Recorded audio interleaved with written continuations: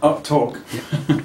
Okay, this application brings together all of the key documents in telecommunications regulatory framework.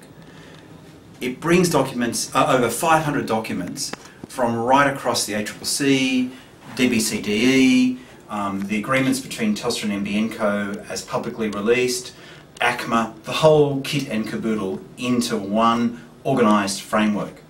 But the thing we learnt about building this application is that you just don't take two-dimensional paper and put it into two-dimensional electronic form. That's dumb old Stone Age websites. Apps are actually three-dimensional, and it gives you a much better ability to provide a framework to guide people through a complex set of documents. And we think this is readily adaptable to the CRA structure.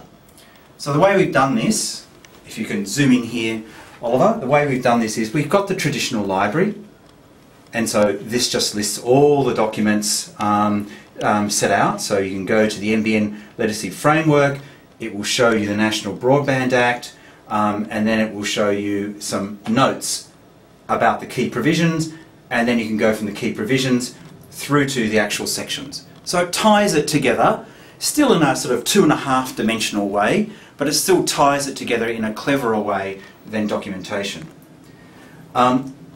What we have also done, which I think is really where we hope the cleverness of the application is that we've created a graphic interface where what we do is we provide a picture of, in this case, how the fibre world legislation works together, and we show it all here in a diagram. But then you can click through to a short description of the document, and then if you want to go to the document, there it is again. It drops down into the library. So this navigator gives you a way around the complex documents. And here we have the copper world with all of the documents for the SSU, with Part 11C, and down into the HFC waivers. So we think that this sort of methodology creates the three dimensions for a complex set of documents and allows people to actually see where they're going.